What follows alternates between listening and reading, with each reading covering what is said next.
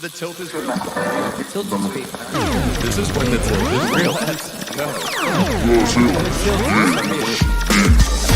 Welcome to another episode of The Tilt is Real Fantasy Podcast. Coming to you live from the chef's table, here are your hosts, James Crease and Juan Pena. Let's go.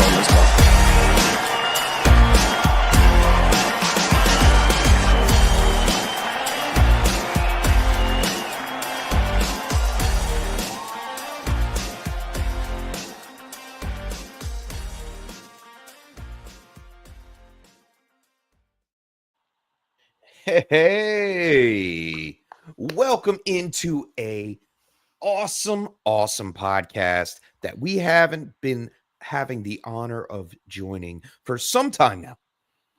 But guess what? It is August 24th, 2025.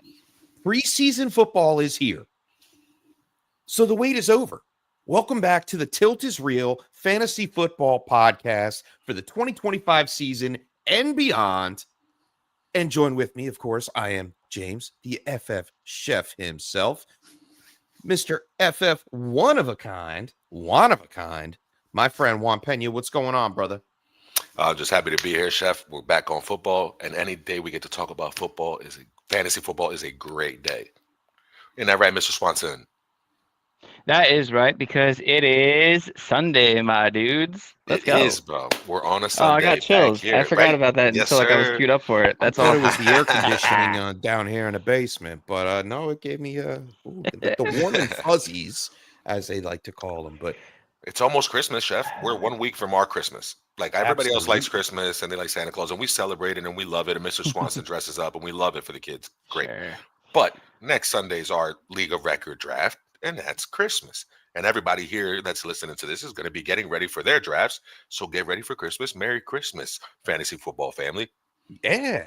Merry Christmas. And since it is draft season, fantasy draft season, we thought no better than what could we do for all the Tilt squad that come in, year out, say, hey, guys, I wish you guys did something in the preseason before our draft. Well, guess what? We all had the same idea.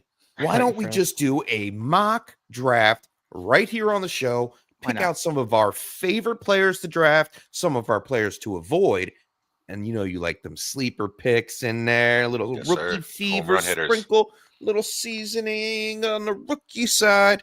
It's going to be a lot of that today, and what better way to do it with a mock draft? Absolutely. Ask and you shall receive. Everybody has been wanting it. I know Zach and a lot of the guys that are in the chat all the time mention it. And I've run into Zach in person in the real world all the time. And he tells me, he's like, hey, we should do a preseason draft. You guys should do a preseason preview. And so here it is. There's people in the chat. Giuseppe, no way. Giuseppe, what's up? I didn't expect anybody to be here. Let's go. Shout out Welcome Zach. back. Shout out Giuseppe. Yes, sir. Zach's Tilt here Squad too. is here. Tilt Squad is here. Let's go. Tilt Squad shows up, man. It doesn't matter if it's August, Yeah, we travel October, well. January. You're right. What year is this? Tilted. Is this? 5 or 6? Might be Year 6. 6. I think it was year 6 officially. Yeah. Yeah. No, we awesome, started in dude. 2020. 6th We season. started in COVID. Sixth This is the 6th This- season. Yeah, number That's 6. how you got to do it. Yeah. That's how you got to do it. 11th year for the League of Record. Yes, sir. Yes. Sir, over a decade strong. I love it. Yeah. Wow. Still the best in South Jersey. Yeah. Where's the Oh, time absolutely. go? Absolutely. All right. Well, Let's have some fun, bro. Yeah. Yeah, why we're gonna not? do a 10 round. James, chef, 10 rounds. Yeah, 12 we'll go teams, 10 rounds. PPR. 12-team PPR mock. No super flex, no tight end premium. We're keeping it clean. That's the majority of leagues. The roster is, I believe, one One quarterback, two running back, 2 wide receiver, 1 tight end, 2 flex. Yes. Chef will be drafting from the 2 spot. Juan will be at the 6th spot, and I will be bringing it around town with the 11th spot out of 12. Yeah. Dig it. Perfect. And we could stop in between, talk about who we want to talk about. If there's anybody that you have a question about, like since you guys are in the draft catching this live in the chat room, shout out for YouTube, shout out on Facebook. Anybody that's checking us out on the X app, you got a question? We're here to answer it. That's always the rule here on this show. Absolutely. We've done this from the beginning, guys. We've got to reiterate it. It's the first pod of the season, and we have to keep saying it. We did it so we could help one person, right? One person. Boys? One person. One person. And we've been able to do that year over year, and I'm proud of that. And the Tilt Squad comes back because they're all champions and they all win their leagues and they're all in the playoffs, and they're here with us from now in the summer until Christmas on week 17, and they're here with us the whole time. And we appreciate you guys. So stop us whenever you want, and we'll go over why we picked a player or why we decided to make a certain decision, and we'll talk it out. Love it. All right. Chef, Yes. whenever you get that board up, are we people that are listening to the show, because we are going to put it out there in podcast. Yes, sir, on audio. Yes, sir. Go back, check out our YouTube at the Tilt is Real, and on YouTube you can come watch the mock draft. And we're going to try to talk it out as we go, so we make sure that everybody knows everybody that went and why we made the decisions that we did. So we'll keep a running tab of the players that went. And here we go. No surprise. I mean, is it? Is it the consensus 101 for you? If you weren't 102 and you were at 101, would you have taken Jamar Chase at 101? I mean, consensus. How many times out of 10 would you take Jamar Chase at 101, Chef? 9 out of 10 times. So that's pretty consensus to me. 9 out of 10 fair. times. I'm doing the same thing. I'm not even thinking twice about it. You know, if I have you the just- 101 in a league Right. where it's redraft and there's no keepers, I'm not overthinking it. He's off the board.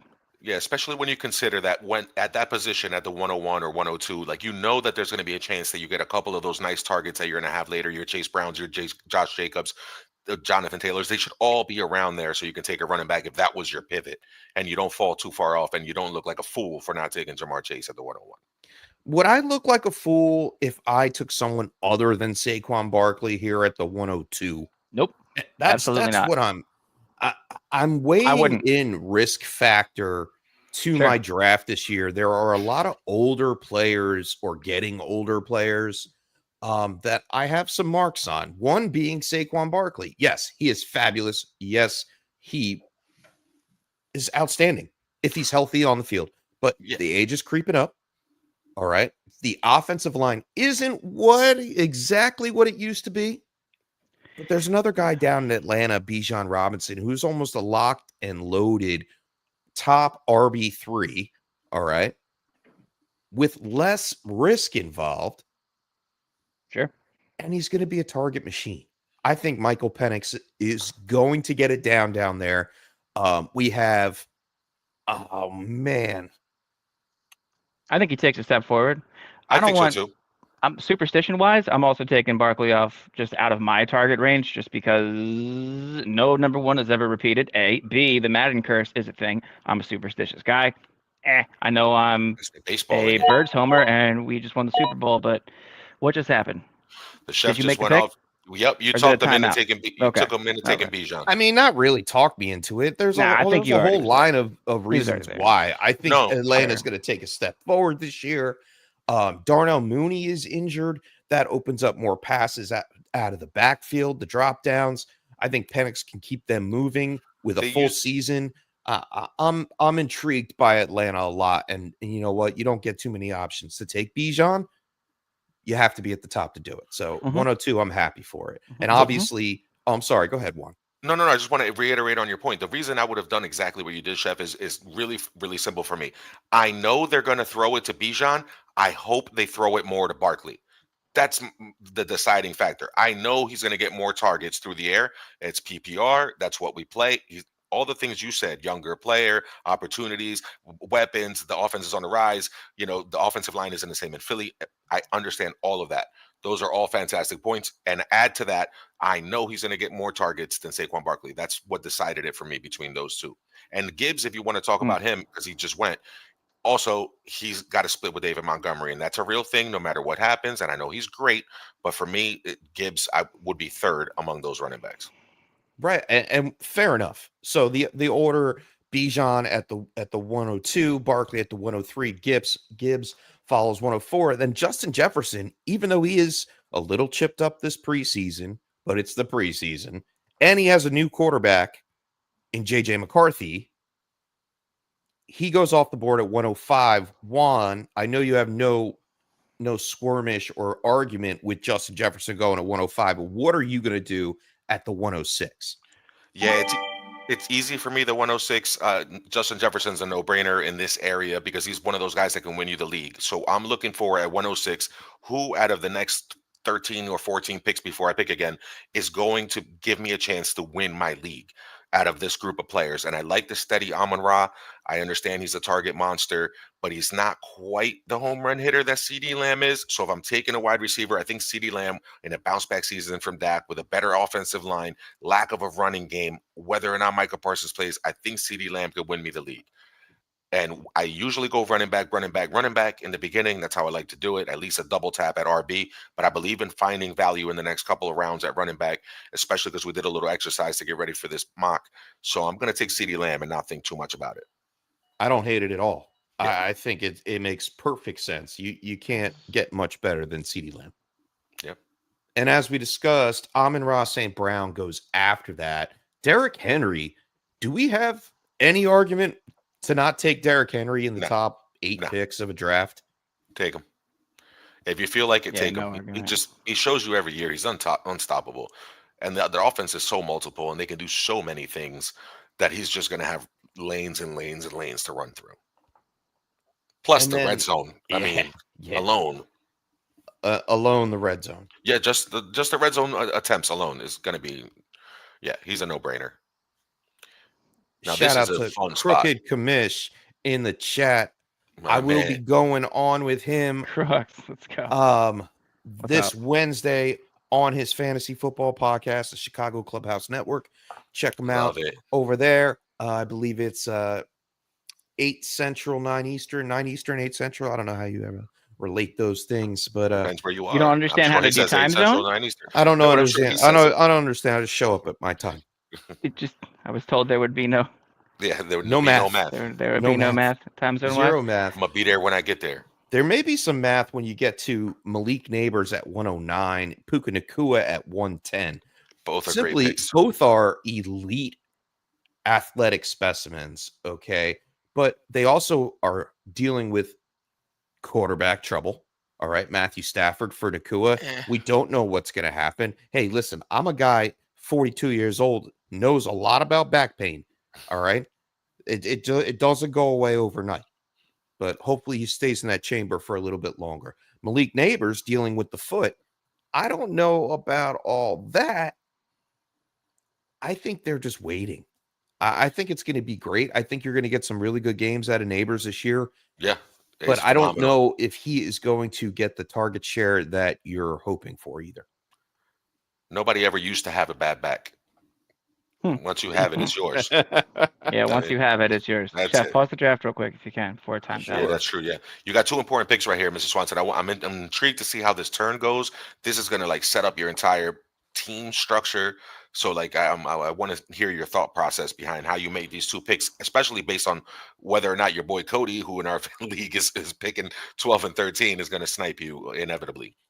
There's no way that I am going to let Cody do anything to me this year.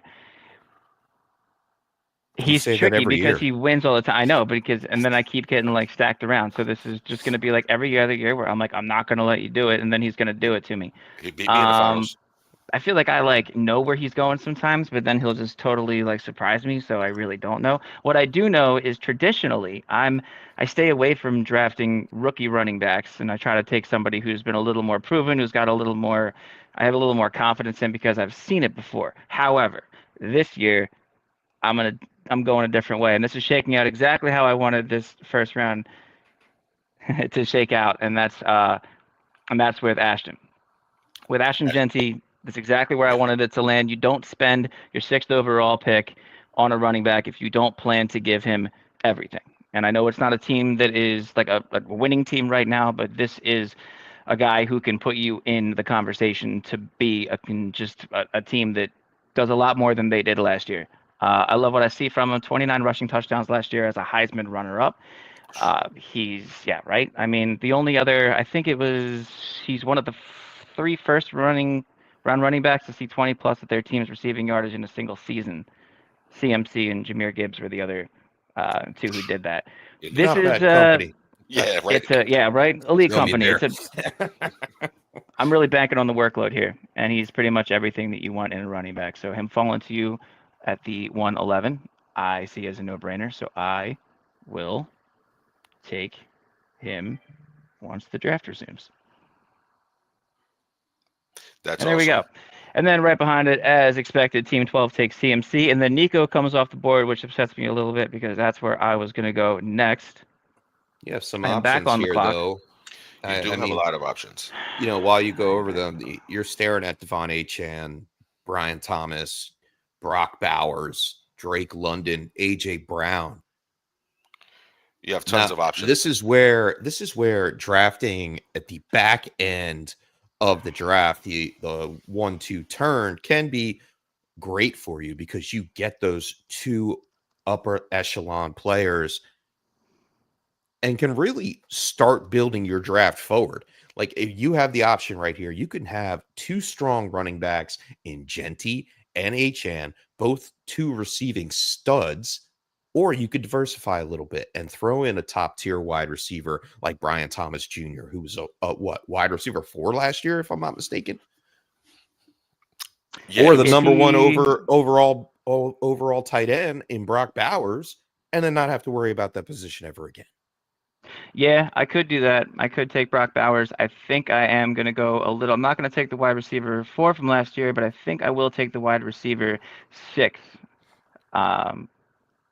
in Drake London from last year. I've never had Drake London ever before, but I've always kind of wanted to. It's never really shook out that way for me before. But 25 targets inside the 20, tied for 4th most in the league last year. I'll take that. And then Penix, I really believe he's going to take a step forward. I really, really do. And I think at this spot, There's also an injury to Darnell Mooney.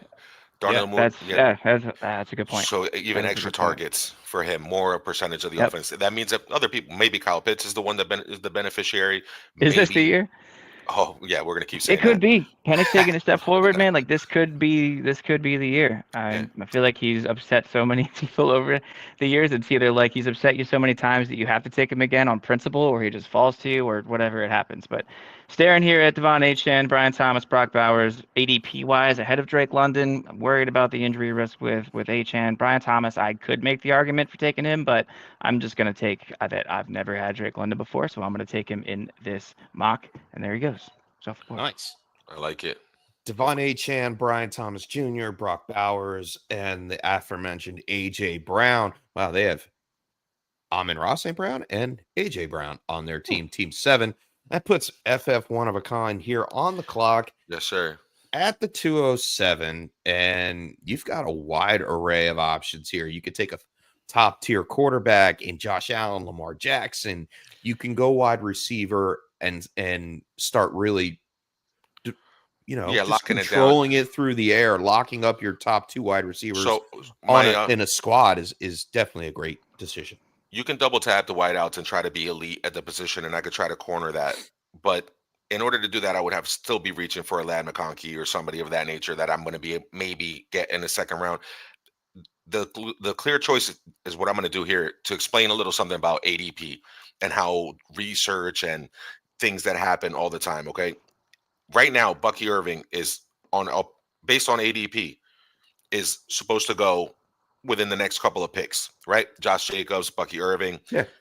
The last 2 seasons, the RB7 is Kyron Williams. Right now, I'm getting him as the RB8. I think he ends higher than Bucky Irving.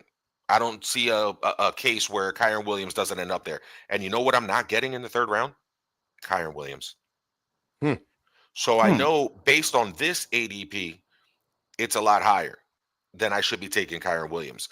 But if he finishes 7th, he finished 7th the last 2 years. Right now he's going as RB2. He's been going as RB12, while Bucky finished as RB13 13 and he's going 8th. There's no reason for that. It should be inverted. It's just the popularity of Bucky Irving, second year, this and that nature. Everybody gets crazy with the draft and they start to devalue. Don't sleep on guys that give you floor, because my whole plan was give me CD Lamb and give me a running back that has a good RB1 solid floor guaranteed, and then I can start making all the crazy decisions in the middle of the draft here as I move forward. And then I can go after Chef James's rookies, and then I can go after the player that's 3 rounds later that I really wanted, and I can start taking the onesie positions. Chef just said Lamar Jackson.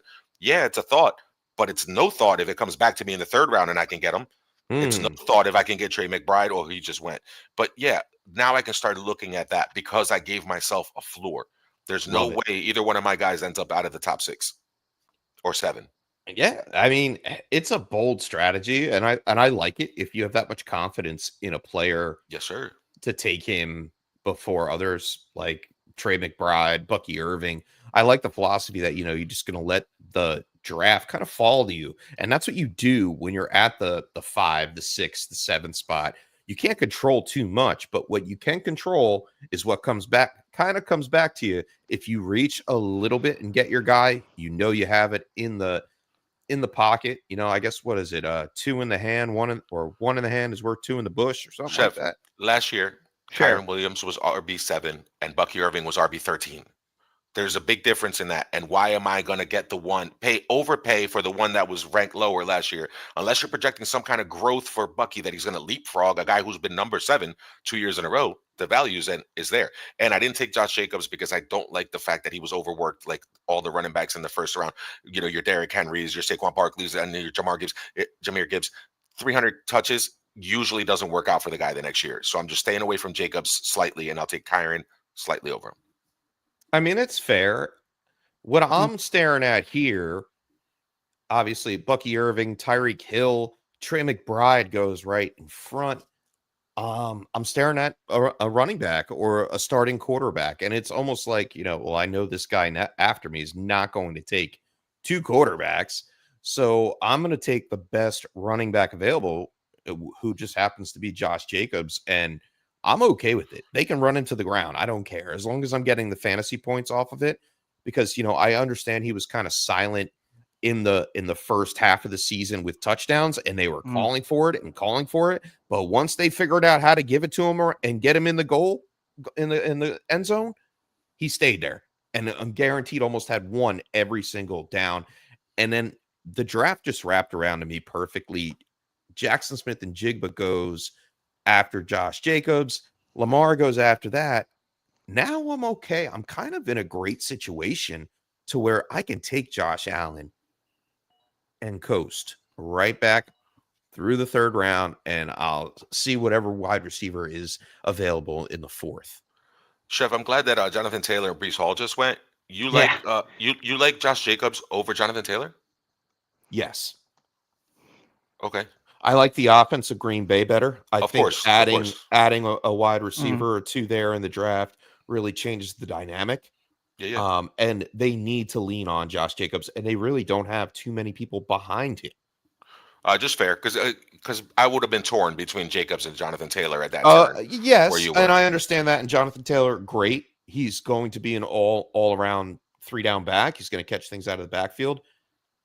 But on the same hand, like, if Daniel Jones is moving the offense, I really don't want to have anything to do with it. If Anthony Richardson's moving the offense, I really don't want to have anything to do with it. Yeah, because they're both. Yep. I mean, Jonathan Taylor is the one shining star in that offense that I can count on. But he does come with risk. He's been banged up before, and I'd take both of them over Breece Hall in a heartbeat. And they also lost center Ryan Kelly and then right guard Will Fries. They both went to Minnesota. So, like, I understand the line's a little bit more dinged up. You're talking about Daniel Jones or Anthony Richardson. I get it. So I understand that. Based on that, though, like, or some of that, the guy I'm gonna take. I've made my floor, and I set it up real nice, right? And I got CeeDee Lamb and I got Kyron Williams, so I got steady eddies at both positions. I know my team's good. Now I'm gonna take a little gamble on a guy who I have a small sample size on, because really he was only the lead back, and I'm lucky he fell to me. And he was only the lead back from week 9 on, but from week 9 on, he was the RB2. Yep. He was the RB2. I love this pick. You know what I mean? So, like, why wouldn't I take a gamble and let's see if this guy pans out? I already have Kyron Williams, and I'm pretty sure his twin brother Sidney would approve of me taking Chase Brown. It's a great pick. Yeah, That's a good problem. Yeah, no, he's going to get all the work. You're right. yeah. Zach Damn. Moss is gone. Gone. Samaje P. Ryan, yes. Taj Brooks, Doesn't everybody's matter. talking, but Doesn't it doesn't matter. matter. Doesn't Yeah, matter. and Chase just Brown's the guy. yeah, RB2 from week 9 on is pretty good for me. I'll take It's it fair. on It's that fair. offense. After that, my guy, my hot guy. If you're drafted in the middle of your rounds this year and you have a chance to grab George Kittle, go out and Yep. get you some George Kittle. Please do it. I have never been a rooter of George Kittle, but I know 1 + 1 = 5. Because that means you got Brandon Ayuk, that's 1. Juwan Jennings. Juwan Jennings is 2. So you got 5 more targets going to George Kittle. Is that math? That's how my math works. Either way, what I'm really trying to say here is that Kittle is going to be a part of that offense. He got the contract extension. He is a familiar face and a bailout for Brock Purdy 9 out of 10 times. If he could stay healthy this season, regardless, and if he can stay healthy and CMC can stay healthy, the 49ers will stay in contention enough to where both of those players are going to benefit severely. He was tight in points per game last year. Not overall points, but in points per game. Yes, he Points was. per game. Yeah. Yeah, Down the so- stretch, he was just an animal. Yeah. Now, Mr. Swanson's been thinking all this time, well, we've been filibustering, and he's got a chance to set his team up because I like the way he started already because both of his guys have positional 1 potential already. You know what I mean? for These are sure. guys, and so he's got a nice little floor too that he's already built on. So now he can either start taking some jumps or start trying to figure out how he wants his team to look. Yeah. After the aforementioned George Kittle, T. Higgins, also a great wide receiver. Marvin Harrison Jr. I have my reserves about Kittle the already bust of last year. Chef Kittle went. Oh, you're there. Oh, my bad. You're recapping. Yeah. I And was then like, wait a after Marvin Harrison Jr., Jalen Hurts, the other upside rushing quarterback. Now, Mr. Swanson. Yeah, pause the draft real quick so it doesn't It doesn't auto pick him. it doesn't Go auto ahead. pick me. I'm gonna hold off on quarterback here because I have a plan. I'm staring at Jaden Daniels as the best available overall, followed by Garrett Wilson, and then James Cook, and then Mike Evans, and then Joe Burrow and Alvin Kamara. I'm gonna punt quarterback for right now because I have a plan that I'm hoping works out. Garrett Wilson, the man, you can't argue the talent for sure. I can't wrap my head around anybody on the Jets. I just can't. I'm sorry. I just won't do it. I got a mental block about it. James Cook finally got paid. That's great. I think he's talented. I think he's going to have a great season. I have him in Dynasty. But I'm not going to take a running back here. What I am going to do is I'm going to take Mike Evans. I'm going to take the wide receiver 7 last year. I'm going to take consistency, which is how I'm going to try to build a lot of my teams this year is consistency. And that is as consistent as I feel like you get. So if you want to go ahead and unpause the draft, I am taking Mike Evans off the board, and then I will follow that up with hopefully what shakes out after the next 2 picks. Let's see. Let's go. Cool. All right. So excited this happened. All right, so I'm going to come back around. So I have Ashton Genty at the top. I've solidified my running back position. I have Drake London and Mike Evans. I have 2 strong, very strong top 12 wide receivers. Following that up, I'm going to stay here with shoring up my running back position, and I'm going to go super young, and I'm going to do something I've never done before, and I'm going to go all rookies. Whoa. Wow. Yep, I'm going to go all rookies. I'm going to take Hampton off the board here in a second. I mean, this guy is another guy Talk me through it. Yeah, talk me through dude, it. he's like, this is a draft like this is like if you're going for a rookie running back and you don't get Genty, then Hampton is like his 1B. He's almost the same guy. It's it's eerily similar. Great talent. The opportunity is there. Najee not, being Najee and blowing up his eye and doing everything, mean and Winky? not like Oof. Winky Harris. I feel like that opened the door for like where he is now. Like he's a starting running back now. He's just from the player standpoint, he's what I like about he steps on the field and he's almost a veteran when he steps on the field. It's just the way that he makes decisions Like just from looking at the tape, the way that he could break tackles. He doesn't go for like the home run all the time. He can look at a lane and make smart decisions, and I feel like that's the kind of thing that really comes with normally a guy who's been in the league for a year or two. Uh, his O-line is strong. He's got a strong offensive line. It's a winning team. He's going to have a strong workload. All signs are pointing north. If I can get Hampton in my drafts, I'm confident that this is a guy that is going to produce for me. So here, absolutely, sign me up. Love it. Bang. Interesting.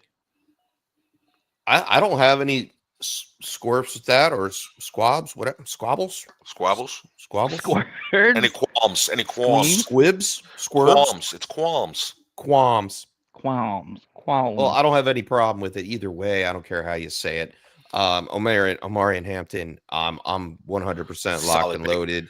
Like, so excited for him in that Chargers offense that you said. Like, oh my goodness, that offense is great. Now, Mekhi Becton last year with Lane Johnson almost produced 2,000 yards, right? Or they did produce 2,000 yards, right? With Saquon. Yeah, Saquon now, got Mekhi Becton and Joe Alt. Is he not young Lane Johnson? Like that right side of that line on the Chargers is going to be phenomenal for that really kid to run behind. Yeah. Mm-hmm. He's got a shot at 1,500 yards as a rookie for sure. Yeah, dude. Everything has worked out for him. Yeah, which even if Harris plays, I think he can still get 1,200 and get a bunch of touchdowns and big plays. Well, he's not even practicing right now, so there's a good option that Harris comes in as the backup to Amari and Hampton at this point.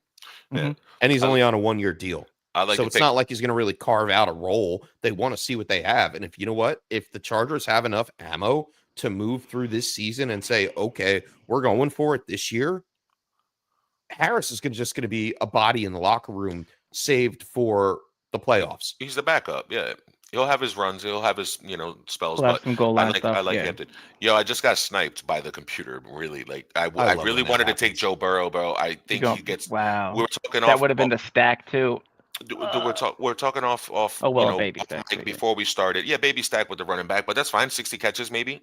Maybe more. But Joe Burrow, 50 touchdowns, 5,000 yards. There's only a few guys that can do it. I thought he would be one of them. Last year, he against the Baltimore Ravens.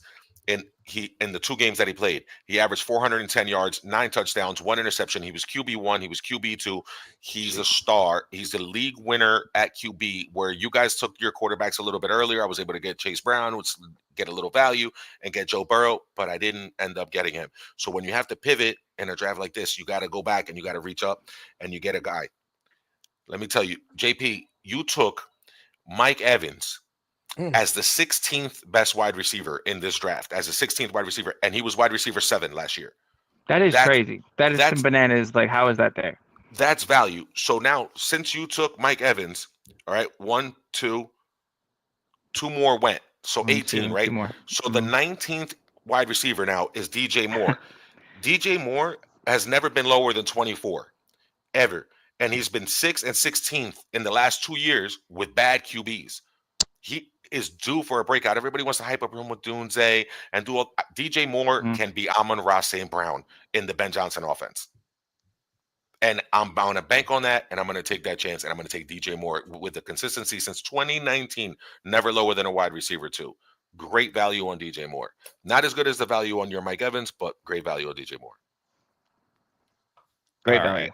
Right. Man, great. I really want to take another running wide back receiver here. with bad. With Justin Fields and Caleb Williams, he's been number 6 and number 16 overall. Oh, I just want to take another running back. I really do, but I can't. I'm literally stuck. You can do whatever you want, bro. I can. I can whatever you want. I can hop out of the box and take, like, who am I looking at here? Devontae Adams. No, I don't like the situation with Stafford. He's not the number 1 in the offense either way. Not to say that Adams isn't going to be good, because he's going to be good. Sure. But then I have DK Metcalf. Do I take DK Metcalf with Aaron Rodgers? I don't mind it. If I'm getting my wide receiver 1 this late in the draft, it's DK Metcalf with no competition for targets outside of Freiermuth. Sign me up. Pretty much. Yeah. Sign me up for DK Metcalf here to be my wide receiver 1. I will be okay with that, and we'll see what happens when the draft comes back around to me. I like that. Hawkinson goes, Kenneth Walker goes, and now it's stacking up to be pretty nice. Like Sam Laporta is sitting here at the 502. Mm-hmm. But do I really need a tight end? I missed out on George Kittle. This is where that tier break happens. I don't after think. like a And tier. you know, it's I He's jumped right to on my the cusp of it, whether he's not a tier break or his own mini tier, because he was the tight end 1 2 years ago. His rookie season, he was tight end 1. So Right. the problem is Amon-Ra can't stay where he is. J-Mo take the next leap, and Sam Laporta thrive. Like the offense can only be but so good. So how is it distributed? Like he was great, and what he lost, J-Mo gained. The only one who stays steady is Amon-Ra St. Brown. So like I don't know how the pie breaks down this year. That's what makes it tough to call. Yeah, and you don't. And so with that being said, it may be safer to take another wide receiver here, not named Devontae Adams. I'm staring at James Conner here, who had a phenomenal season last year, played all of his games. Love that pick. Yep. Yeah, RB11. Almost all of his games. And then Did he miss the next wide receiver that I would recommend is not even in the range. So I'm gonna go with James Conner here. It's a smart pick, I think. I think it is. In the 5th round, he was a top 20 running back. 4 years in a row. Yep. Since he's been in Arizona, he's never been lower than 19, and he was 11 last year. That's and fantastic. what else is that offense doing? I mean, I get they want to get the ball to Trey McBride and they get to Marvin Harrison Jr., but the offense starts with James Conner. If they don't get him going, none of those receivers get catches. For sure.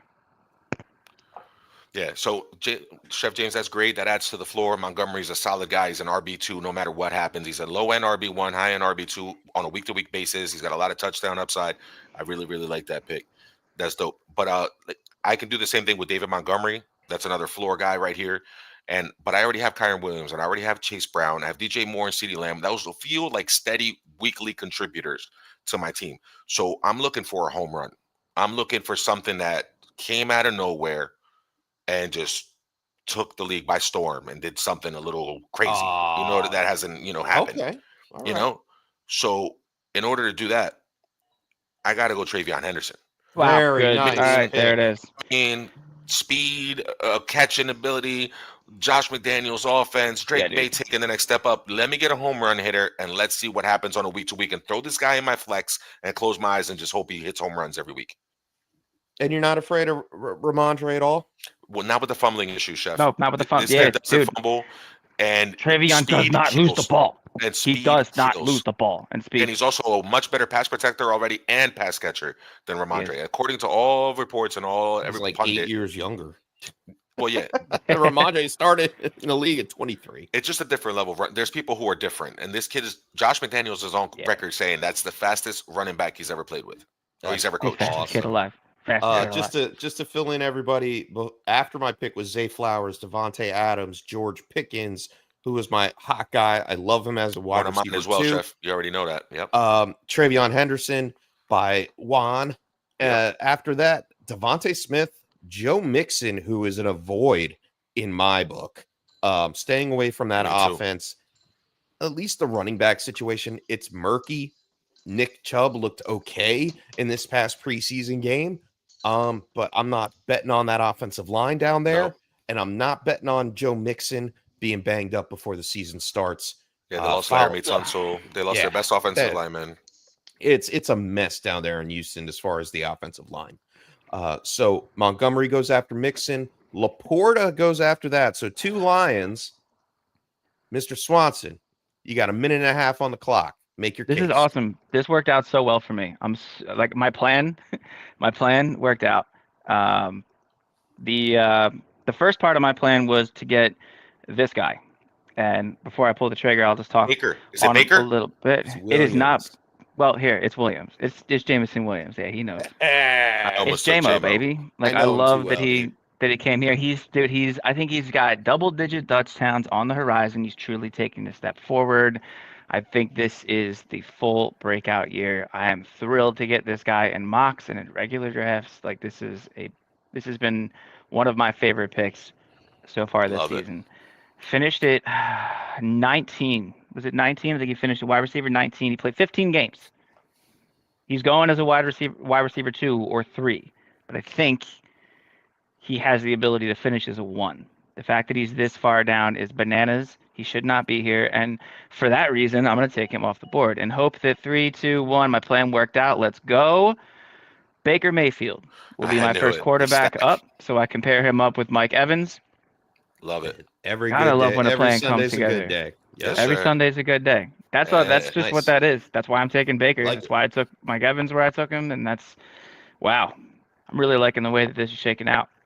In between though, after Jameson went Xavier Worthy, and then McMillan went, which McMillan. is another man. Like Ted I was McMillan hoping he'd come is back around, but I didn't think he was Nah. going to make it all the way to me. Maybe to Juan. yeah, that's a great pick. He's gonna have good Any season. one of I those think, 3 receivers, honestly, I would have been targeting if Yeah. they fell back, if they made it all the way back.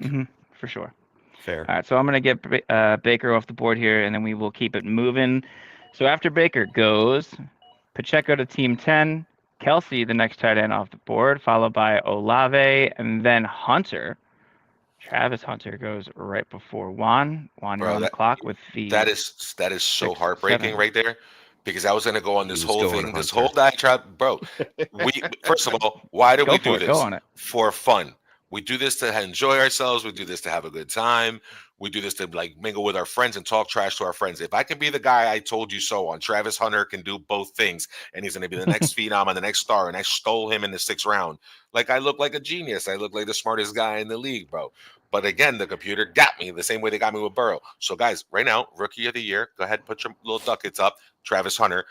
MVP, Joe I like Burrow. it. Because I got sniped by the computer twice on live air. All right, no problem. There's always where you have to be ready to pivot. Oh, and you got to be ready to do something crazy. And this is for the chef, dude. This is for the chef. How many I hope quarterbacks you're have not gone? taking my guy. Oh, you just took Mr. Swanson. You took Baker, right? Mm-hmm. As the 6th best QB. I'm going to take QB 7.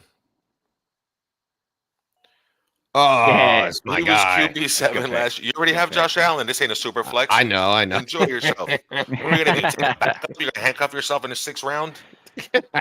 Would you have done that? Would you have taken Nick if he fell back to you? No, Okay, I okay, couldn't. I could We're not. drafting so many man. super flex leagues. It's like a reflex almost at this point. Yeah, so I took the boy over Mahomes because I feel like his rushing upside is just much higher. I feel like he's going to be able to run the ball, and he just does everything. And I like picking young players and having a good time with it. So, yeah, definitely went Bo Nix. I like picking young Funny. players and Shout out letting Ridge. things happen. He was happen. QB 7 last year, dude. Oh, I know. He was on my Yeah. team last year. I Nobody could have traded for predicted him. that except for Yeah. my buddy Ridge. Maybe Ridge Except would, for but me. that's and no, you were high on him too. You're right. You know, I jumped up in our dynasty league and drafted him. I like to pick after him too. Yeah, RJ Harvey, the running back out of Denver. Yeah. They're going to go hand in hand. I like Harvey. He's just going to get used. This is the point where we are starting to get into running back by committee land. Just want to get sticky. Yeah. And that's one of the main reasons why I went with James Conner prior to. I didn't want to get stuck with one of RJ Harvey or Swift. I have questions about Swift. I don't even know if he even keeps it all to himself this year. There's some sleepers out of there. There's a rookie Monangai, who has been showing up, Kyle Monangai. Yeah. He was like a 7th round pick out of Rutgers. But yeah, that doesn't similar to Pacheco. Like, Yeah. hey, that works in that system. But I'm gonna go back to the South, and I'm gonna go to Tennessee, where a man has been staying there without a quarterback for years on hand. And that is Calvin Ridley. Love it. All right. The quote unquote chemistry between him and Cam Ward is hot in camp. It's translating. Well, it's obviously not translating in the preseason because he's not playing. Calvin Ridley took the week off. He was in the joint practices, though, against the Falcons. Absolutely. Giving it to him. He said, y'all remember me? Uh-huh. He did. Listen, in the 6th round, where I've had 1, 2, 3 running backs on my team, I have a star starting quarterback, the MVP of the league last year. Yes, sir. And then I had DK Metcalf as a wide receiver 1. I'm like, that I need a little bit more consistency. And how do you get consistency? You get a wide receiver 1 on a team who is going to get peppered with targets. Yeah. And that's how 1 + 1 = 2. You get 2 wide receiver 2s that give you a balanced floor and upside. And that's what I did with Metcalf. And that's what I did here with Calvin Ridley in the 6th round. After that, Jerry Jeudy goes, who I can definitely consider. And then the running back from Tennessee, which I didn't see coming, Tony Pollard, who I really just don't even pay attention to anymore. Yeah. Yeah, I don't want Tony Pollard. That's- Even though yeah, the you can Tyjae just Spears say- things are yeah, happening, yeah. that's one of those. He's not for me. You know, you can take him. You know, I feel the somebody's same going to way. draft him and he's going to be Sure. great. Not for me. He was going to be one of my guys if we did the cold thing that we were going to plan it on. I would. No, he's not for me. Now, where do I go next? Do I go with the Jalen Waddle? Like, could you blame me if Tyreek Hill is done? It's He's the Waddle not game. done. But either right? way, it could be the Waddle game. No more Jonnu Smith. There's a lot of vacated targets there. When Tua's in, he's great. There's no Waddle could be really good. He could be, but we But don't you know could for also- sure. You have a lot of options, though. I mean, where you are, you have the flexibility of doing anything you want. You still don't have a tight end. If I'm looking Yeah. at your roster, you still don't have I'm a tight waiting. end, and you could wait for. You need another flex to fill out your flex positions as well. So it depends on what you want to do with that approach. You're gonna have to He's talk it got- through. I have some options. I'm yeah, staring you at have two Roma flex. Dunze. Yeah. I'm staring at Jordan Addison, who's a nice second. Nah, I don't really like Addison, to be honest with me. It's just never been my cup of tea. Mine either. And he's suspended, isn't he? Yeah, 3 but only games, I for a think. couple games. Yeah, but I don't think right, it's a lot. right now we're at the point in the draft where you're still building either your starting lineup or your flex, or so. Me personally, Not especially quite having building you for already back took half. a quarterback, so Yeah. Yeah, I mean, I'm looking at Caleb Johnson, to be honest. I'm a big fan. I was a fan in camp in the offseason. like Johnson. He has been having some problems. All right. He's not learning the playbook enough. But there's another guy that could just easily bail me out, and it's 5 Cooper seconds. Kupp. Cooper Kupp. I'll take Cooper Cooper Kupp. Kupp here Wow. Okay. because he's Another going to be solid open in the older middle player. field. Yeah, like a solid older player. I get it. I'd you- rather. I don't know if Kupp's done. Who does? No one knows. I would I'd take rather- Cooper Kupp over Olave. Olave went. Like, Maybe I wait, should have taken Stephon Diggs. one- Over 2, Jacoby, 3, 4. I would take him over Jacoby Myers, which he did. I would take him over Waddle. Olave and Waddle. Yeah, I probably would take Cooper Kupp over them. Would you take Would you take Kupp over Judy? No. I wouldn't either. Would you say I Too wouldn't much take Kupp upside. over Ridley? Would you take No. Kupp over Travis Hunter?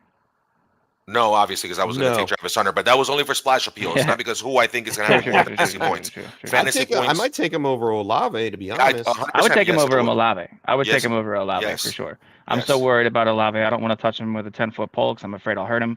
Prayers up for that boy. Hope he's okay. And the reason that I took Bo Nix with the last one is that I was hoping this would happen, and it ended up dropping to me because I love a stack, and I love a guy that can have a bounce back year. And it's a crime where Evan Ingram has been going in a lot of these drafts. I think he finishes as a top 5 tight end, nice and easy this year, and Wow. has a chance Top at 5? a 1-2. Who's more athletic, Evan Ingram or Jimmy Graham?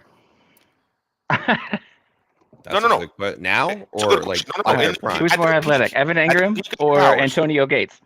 At the peak of their powers, Oh, Evan okay. Ingram or one of those guys. You know me, Juan. I'm an Evan Ingram truther. I love him in the system in Denver. I Right? think he works perfectly. They were looking for a receiving tight end. He's not going to be out there to block. He's going to be out there to catch the ball. Yes, And in I that think it offense, that works. Role, I think it helps Bo Nix out the most in the red zone, inside the 10 zone when they are scrambling around the end zone, and he just gives Bo Nix another outlet that he didn't have last season. I don't think it's going to be drop down city to the running backs. I think they really want to push the ball downfield and get ahead of other teams in that division that way. He helps you, man. He helps him in a big way. What's the best friend of a young quarterback is a good tight end. So, and in the Sean McVay system, I just think he has a chance to be Jimmy Graham. And then at this value, I'm willing to take my chances over him before I let it drop out of the next group of guys. You like him over Mark Andrews, huh? Yes, I do, because Isaiah likely will be back eventually, and I saw what happened when they were both on the field. Andrews' production totally dropped, and there's a lot of mouths to feed and a lot of running with Derrick Henry. It's a more productive offense, not a more efficient offense, but it's going to be a more productive offense. That'll be in more shootouts, the Denver offense versus the Ravens offense. Fair. After Juan took Evan Ingram, Quinshon Judkins, hot off of not getting suspended conspiracy, comes in at the 7-7. Roma Dunze after that at the 7-8. Brian Robinson 7-9, and then Caleb Johnson right before Mr. Swanson's pick. Caleb Johnson was one of my guys. I wish he had picked up the offense earlier. He is one of those dynasty sweethearts that you're going to love next year, that you're going to see towards the end of this year start really popping. But to be honest, like, I don't want to bet a 7 spot on my roster that he's going to be great and be able to fill in my flex. Hence why I went with Cooper Kupp when I did. Yeah, I understand. That's a good pick. On the turn. All right. Go ahead. You know you want him. Go ahead. I know who you're taking. Do you really? Yeah. I would like to know who do you think I'm taking? Yeah. You're taking Stephon Diggs. That is not who I'm taking. Nope. Okay. What makes you think I was taking Stephon Diggs? I don't like Stephon Diggs. He's you used to I love just don't Stephon like him. Diggs. Sure did. Yeah, but don't anymore. Things change. I can't believe Mark Andrews has stayed here through. Yeah. Like, he should have. I figured he was going to be gone. I thought he might have been gone before Ingram. The problem is it is not tight end premium, and you know, yeah, that is. Because now you're picking the 1, 2, 3, 4, 5, 6, 7th tight end. So I'm not going to go Mark Andrews. That's what I did. I'm looking at, just like in terms of ADP and like what's best available, I'm looking at Mark Andrews. I'm looking at a group of wide receivers in Jordan Addison with the suspension. I'm looking at Debo, newly minted in Washington, and I'm looking at Chris Godwin. I'm not going to draft Godwin. No. I have Mike Evans. I'm not going to take Addison. I'm just never really been thrilled. I understand you can make a case for him, but the suspension too. I mean, it's nice to have somebody for when he does become available, but just not going to. I'm also not going to. I feel like I should take Debo here. If it helps you out, I might. Go ahead. If it helps you out, he was wide receiver 3 and wide receiver 15 just 2 and 3 years ago. With the exception of last year. You know what I mean? When he was healthy and he was right, he does have 3 and 15 upside on a new team where he's going to be used in multiple ways. Like, for me, it would be very intriguing at your position whether or not I take him. Because I don't like Diggs. I don't like Shakir enough. I would take him over all those players. The next guy that I might think about would be somewhere down there in the. I think I know what I'm going to do. I am going to take Debo here, and I'm going to hope that it shakes out back in my direction, and it does. All right, good. So perfect. I took Debo off the board. I feel like you made a good point. Like, he's got that up. It's at this point of the draft. It's upside. What can you give me? What upside, are right? You? Yeah, you ain't finding floor guys here. And you're talking about a guy who was a floor guy. What were his numbers 2 and 3 years ago? 3 and 15. 3 and 15. Debo. So I'm going to take another guy here. I don't have his numbers for when he finished. He finished 6th. Well, he finished 6th in 2023. In 2024, he finished 11, and he missed 1, 2, 3, 4, 5 games. He's never been lower than 6 other than that 2023 season where he was injured, where he only played 10 games. Mark Andrews, if that's what you're thinking about. I'm not going to take Andrews. I'm not taking Andrews. Man, you're taking my guy.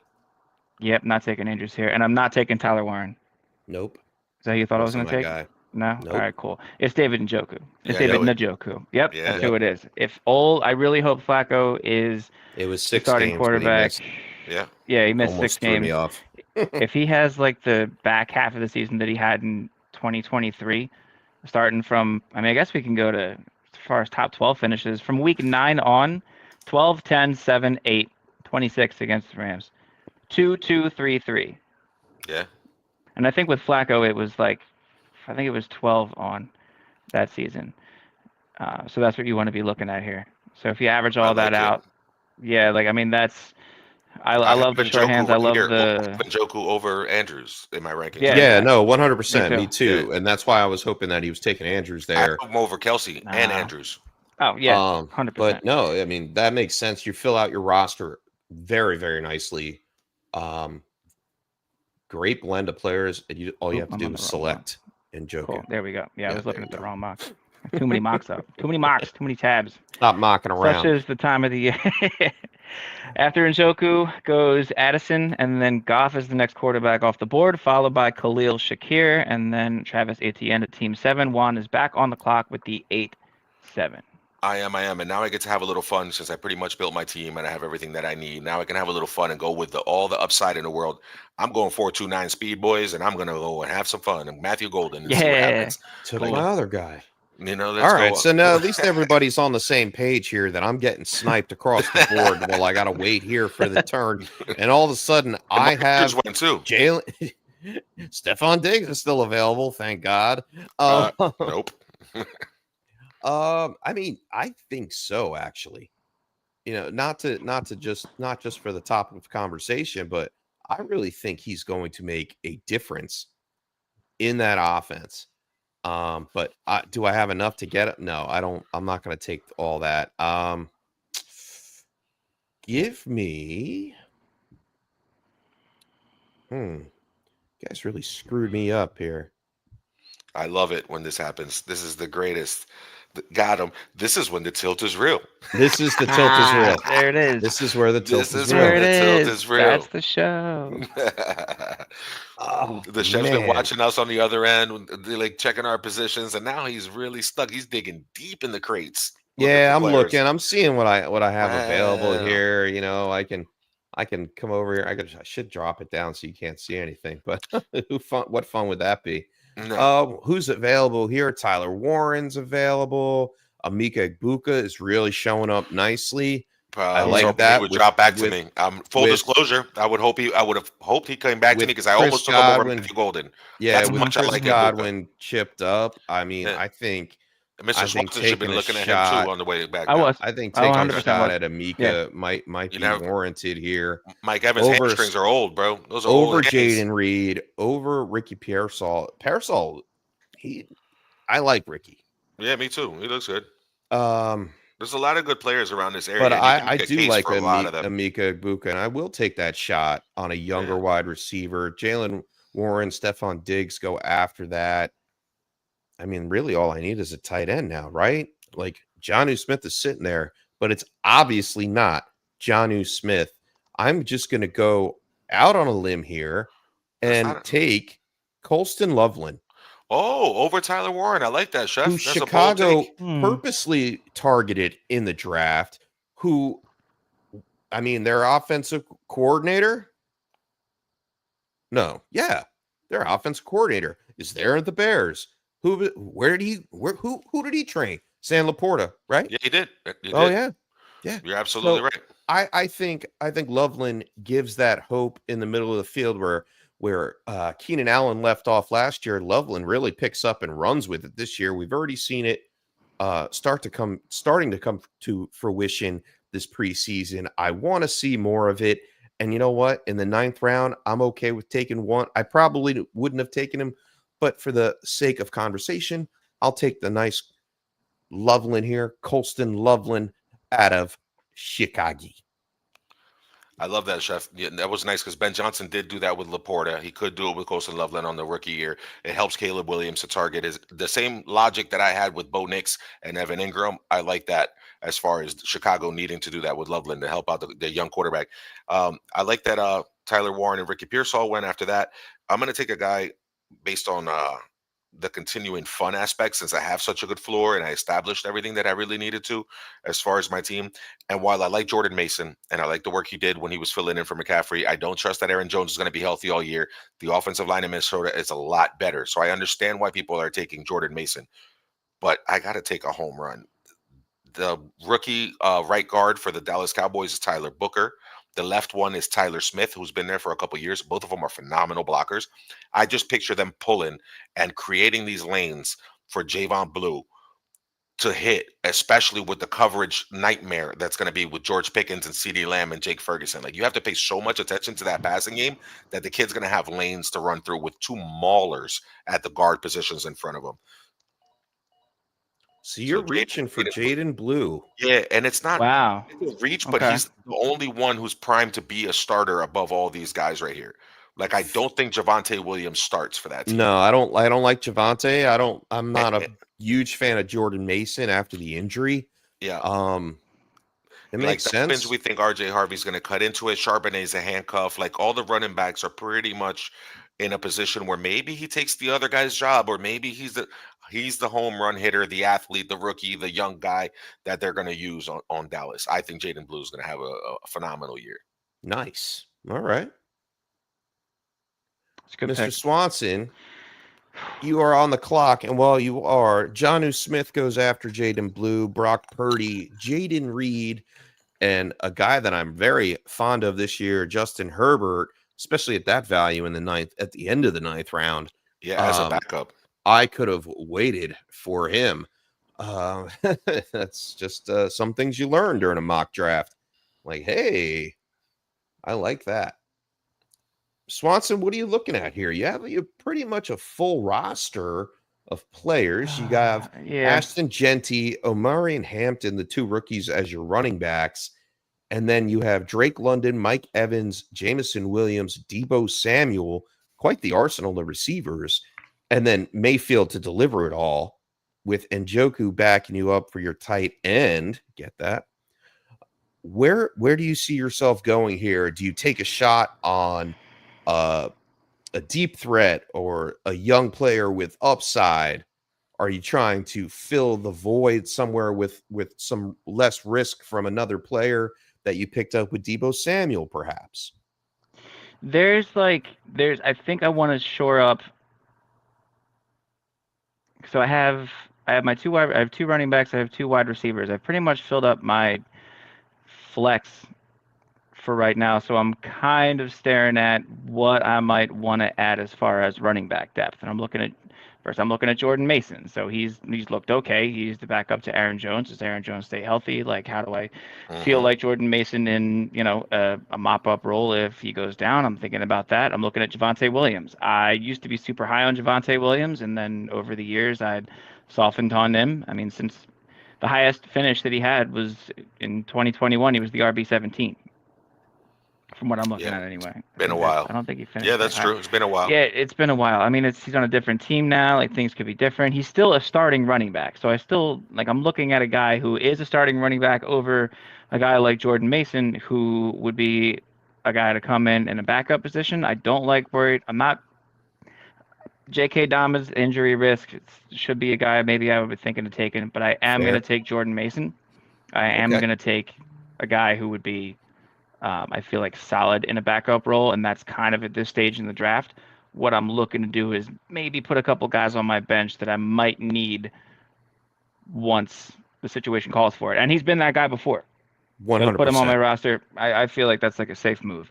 I mean, he picked up right where McCaffrey left off. Right? Yeah. I Until feel like he could have gone higher. Garendo picked up where he left off. Now this is tough. Yeah, and I mean, right after the Mason pick, Dak Prescott goes.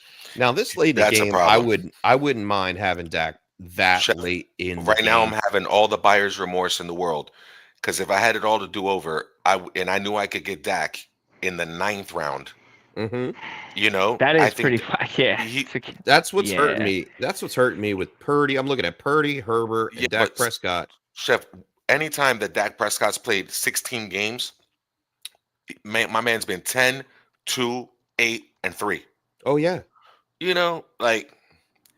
And especially number 3, I don't hate it.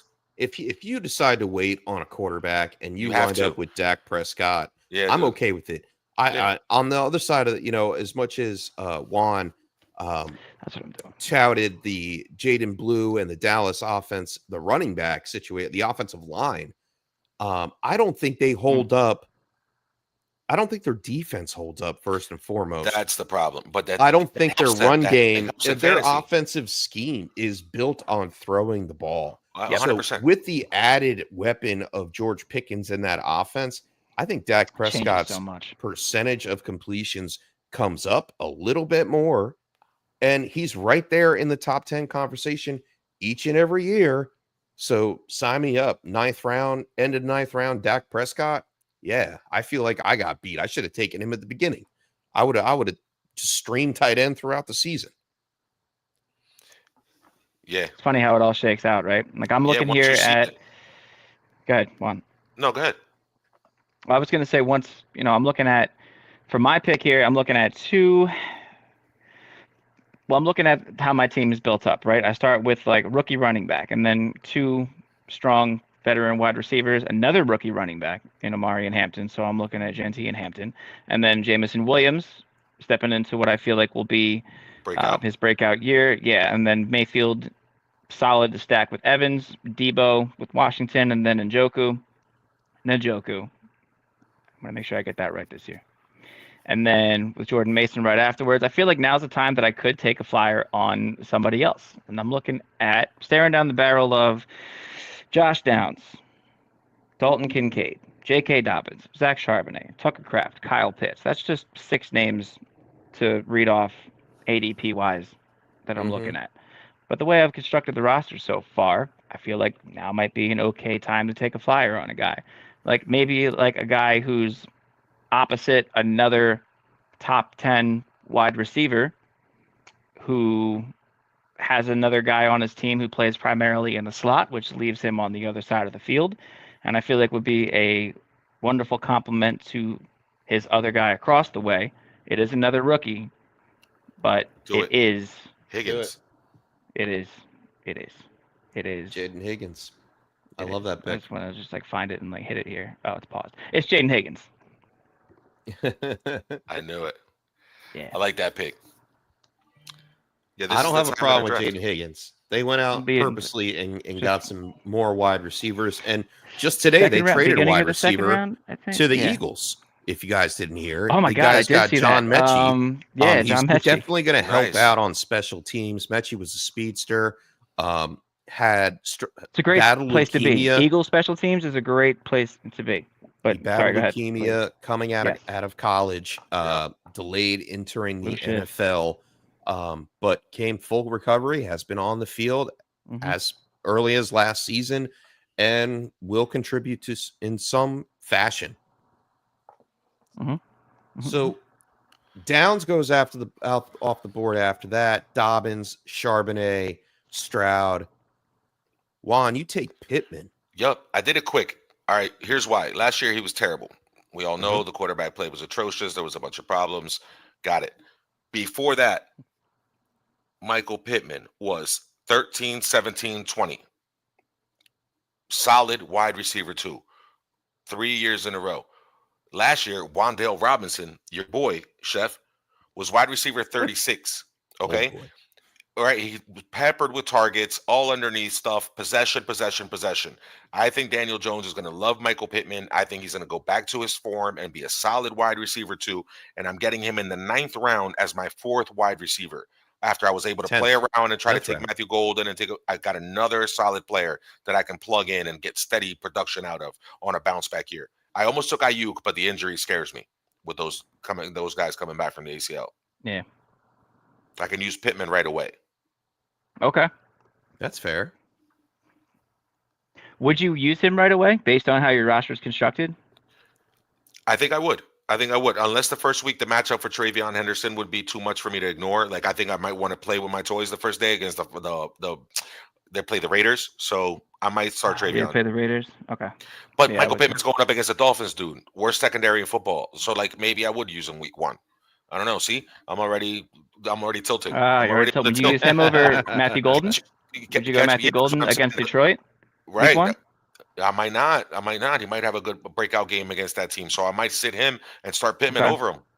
If we're I think tilting Pittman might to- be. Yeah, I think that he might be a guy that in the beginning half of the season might.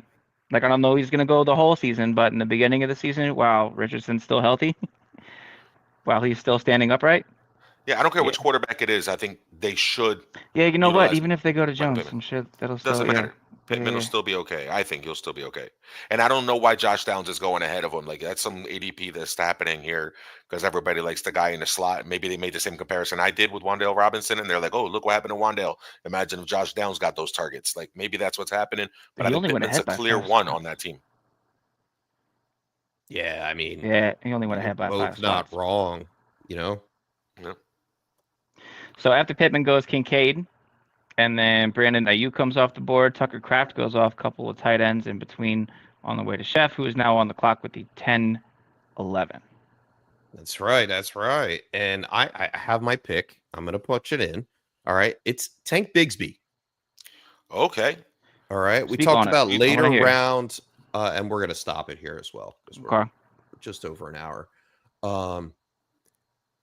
But Tank Bigsby, I'll take him as my 10th pick in the draft. Mainly because we know there's a split. Okay. And what other team had a split who the running back just took off all of a sudden? Oh, wait, that's right. Liam Cohen's Buccaneers of 2024 are Yes, now sir. the Liam Cohen's Jaguars 2025. Duval. We all know that Travis Etienne is pretty much dust, right? Now I get it. I We don't know saw about that. Bigsby in the preseason game this past. He fumbled the ball. They blamed it on him. Lawrence got credited with the fumble, which scares me a little bit for my dynasty league. But I think Bigsby becomes a more intricate part of this offense. They have two big playmakers for wide receivers. They need someone to split the difference. I think Tank Bigsby can be that guy. He does well with pass blocking. I think he just gets another shot. I mean, it's either him or Bashal Tootin, right? So you might as well take a shot on one of them. I'm not going to waste a pick, come down. Like, I mean, it was either between him and Trey Harris, to be quite honest. Well, Trey Harris is a nice one. That would have been one of those flyers that you take. He's in a wide receiver battle too. Oh, there's a ton of them. Yeah, they you got know, a ton now. with the young boy, the undrafted Keandre Lambert-Smith is outplaying the Ole Miss star. And he still got QJ, and he still got Keenan Allen and Lad McConkey. Like, yeah, he's down in the pecking order pretty far. Yeah. So I don't hate that. So why would I be sitting on him? I mean, I'd almost go for a Zach Ertz for a tight end and double tap tight end. You know, that would be another option. But you know, yeah, that's not a bad one. Sure. You know, but either way, you're taking some kind of leap of faith. Like, hey, I could have just taken Keenan Allen again and had 4 old guys on my team. You know, you know what's cool, man? When we do these drafts, and then like you're looking at it now, and you can have retrospection. You can go in there and look and be like, "Wow, look at Team 12. Like Team 12 did it perfectly. You waited on your quarterback. They still don't have a tight end, right?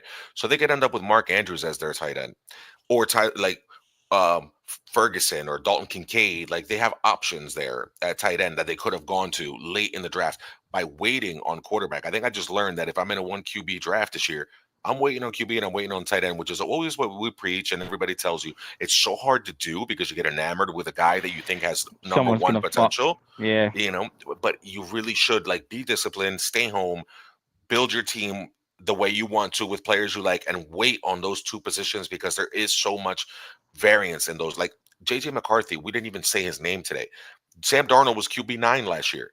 So JJ McCarthy could be somebody you can stream, and he's going QB 18 in most drafts right now, is ADP.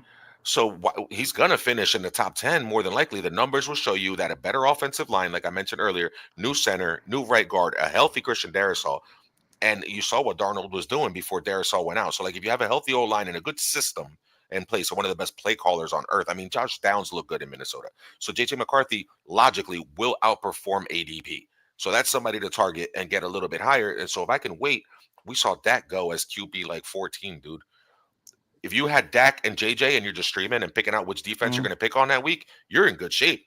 And by doing that, you were able to get extra running backs and wide receivers that are really, really this year scarce as far as running backs in the earlier rounds. So I'm not afraid to target RB and wait on QB based on what we just did today. I feel like that's what I learned out of this mock draft, which is awesome, by the way. And I'm glad we did it. And we are back together again and ready to go for 2025, baby. Year 6 of the tilt. Chef was on the tilt.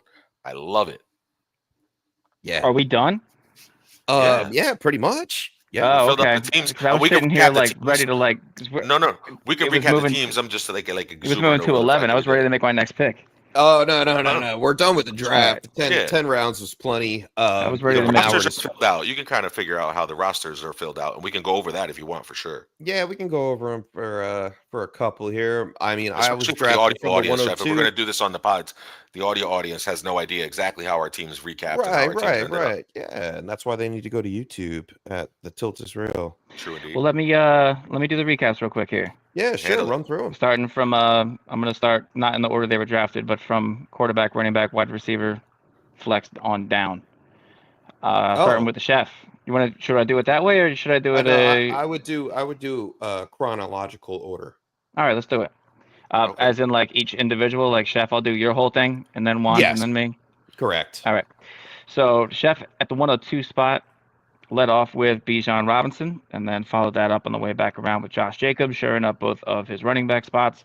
And then after Lamar Jackson went early in the third, he jumped on Josh Allen. So we had You Josh said Allen, waiting Brian for me. Robinson, or Bijan Robinson and Josh Jacobs. After that, he went DK Metcalf with his first wide receiver off the board, which is kind of bananas that at 4'11", that was who was there to grab. That's value. Followed it with more value and consistency with James Conner, and then Calvin Ridley, Cooper Kupp, and your boy Emeka Egbuka. I gotta get that right. Emeka Egbuka. Right afterwards. So wide receiver. Preseason form. Who is that? Who is it every year that I gotta get right? Oh, there is one. I don't remember. There is one. Yeah, Oh no, somebody- you know what it is? It's not a player.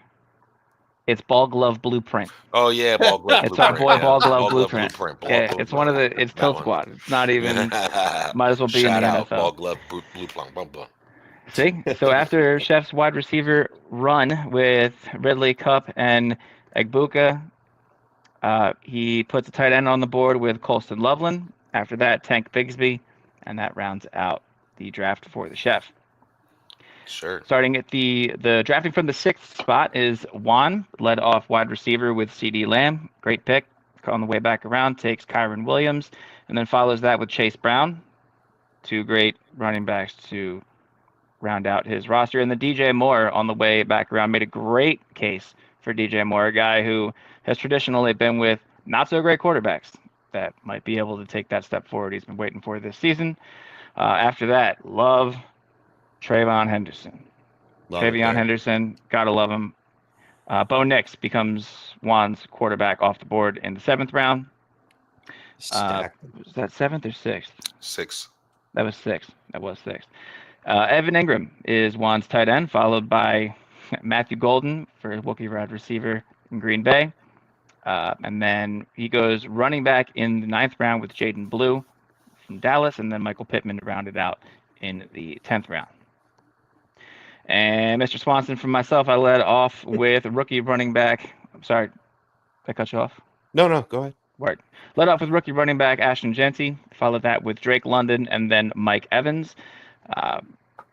Rounded out my running back spots with another rookie. I went super young here, but two guys that I feel like are very, very similar in each other, and I feel like already have a role in the NFL with Omari and Hampton. Jamison Williams, after that, for my wide receiver. Made a plan, and it worked out with Baker Mayfield stacking with Mike Evans, quarterback in the 6th round. Debo went off the board in the 7th for me, followed by David Njoku in the 8th, Jordan Mason in the 9th, and then Jaden Higgins to round it out in the 10th round. So there you go. All in all, I think it was a great mock draft. It's always fun, hanging out with my buds, talking fantasy football, drafting. Of course. And I don't want to cut it short, but we are a little over here. Just thank you. Quick shout out to everybody that joined in the chat today. Giuseppe, Lucius, Zach, Antonio, Controlas, the Rookie Commish. I'll check you out on Wednesday at the Chicago Clubhouse Network Fantasy Podcast at 8 Central Time. If there's still an open spot, I might be able to hop on that too. You are more than welcome to join. I'm sure he would love to have you. We're going to recap some of the preseason madness that happened this past weekend. But, real quick, shout out to Trophy Smack. Okay. Yes, Trophy sir. Smack reached out to us this season. Quick shout out to Trophy Smack. Go to trophysmack.com for all your fantasy football needs and outside of fantasy football. If you look at behind us, there are gorgeous trophies, belts, Accoutrement. amulets, The rings, stuff that you need. I like that. The stuff that you dragons. The No, chef's, no, no, yeah, not the ch- dragons The yet. chef's got pinky rings. There's a belt behind them. I have detachable tops of my trophies that you can take and keep in a dynasty league, and then hand off the actual base to the other guy throughout the It's year. That's so all possible fun. due to Trophy Smack. That's them. Yeah, so go to trophysmack.com. Get yourself stuff for your league. Get your draft board if you haven't already. If you're drafting this week, you better rush ship that. And that's it for us, for the Tilt is Real. For James, for Juan, Sure. for Mr. Swanson. We'll see you on the first Sunday Tilt episode. What is that? September 6 days in a wake up. Oh no, 7? wait, that's our draft. No, that's our draft. That's Christmas. That's Christmas morning. Christmas morning's in a week. See, I'm September already 7th, I think, is the first Sunday of football. Yes, however yes, many days. September 7th, the week after Labor Day. Yes, that I know. So How many yes, days it until is. September The first 7th? game It is is. what, September 4th? That's a Thursday game. Thursday. Yep. Yep, and we will see you on that Sunday. 10 a.m. Let's go. For the sixth Year season of the 6. Fantasy Football Sunday Tilt. Until next time, guys, we out. Happy drafting. Peace. Go get him. Thanks for tuning in to the Tilt is Real Fantasy Podcast. Like and subscribe on YouTube and follow us on Facebook and Twitter. Check out our website at thetiltisreal.com for more great fantasy football content. We'll catch you guys next time on The Tilt is Real.